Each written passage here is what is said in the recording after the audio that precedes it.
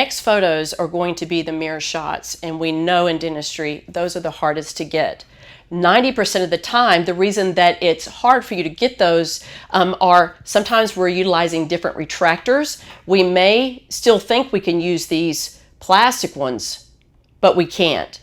We have to switch to the wire, and I'm going to share that with you in a minute, why the wire is so important, okay?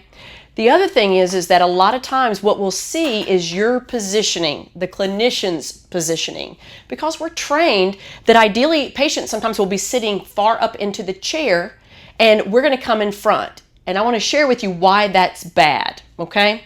So if I ask my patient to hold the retractors, you might be using these already, but if I slip them in, a lot of times patients will do this.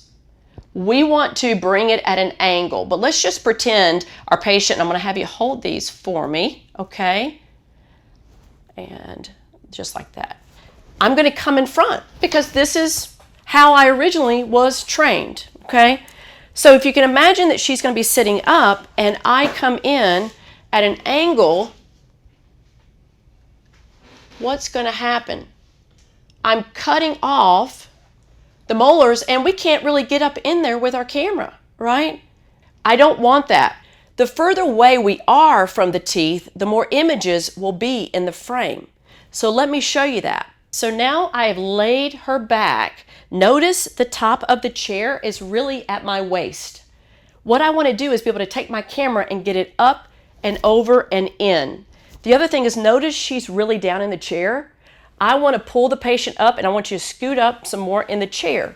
Reason being is because I want her to be able to lift her head so I can get in there. Okay, you can see that.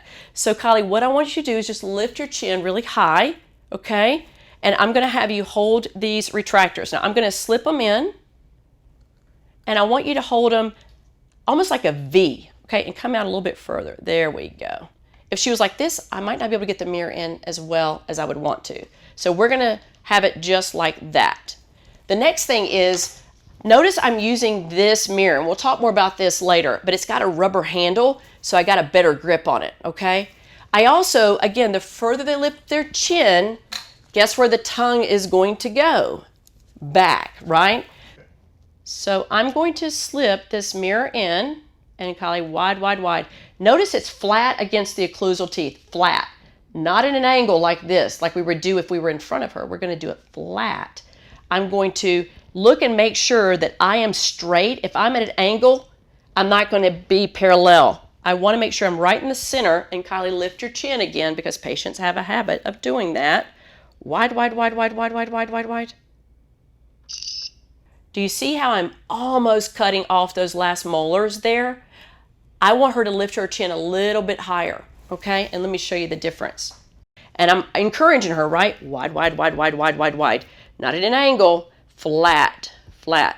Open, wide, wide, wide, wide, wide. And she does have a tiny mouth, but I got it. Good job.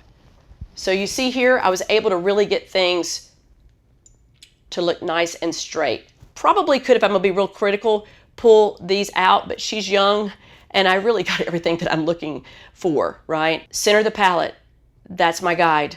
Nice and straight across. This is where this guide, this grid is really nice. If you cut off these molars and they've been treatment planned, and you can imagine, my doctor's probably not gonna be happy with me because what if that's an old amalgam, that's a tooth we're working on? This is really, really important. Get that full arch, okay?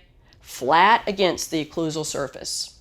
So now what I'm going to do is I'm going to come around the chair and I'm going to get my mandibular occlusals. You notice that we've got these mirrors at a V, and I'm going to just take them, roll them down, it's okay, and then I'm going to pull them down this way, and I'm coming at the same angle, not straight across, and I'm going to have the patient just do just like she's doing, pulling those for me out of the way, okay? Making sure they're nice, again, in the right position. Now what I'm going to do is the same concept. So I'm going to slip my mirror in. Oh, that's beautiful, beautiful. One more.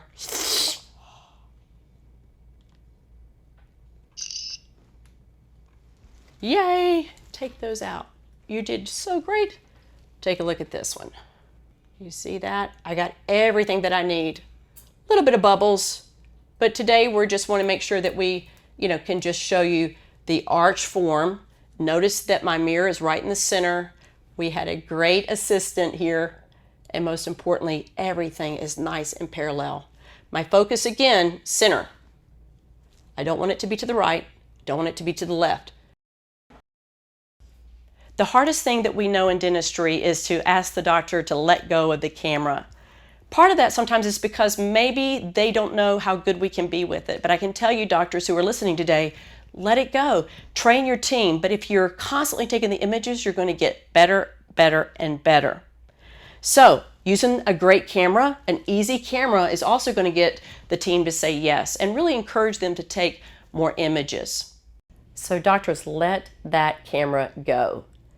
Also, if you need retractors, mirrors, anything that you really need to do or utilize to make your life easier, we have those on our website. And we're going to have that information and most importantly, where to go and get everything that you need to take the best photography possible.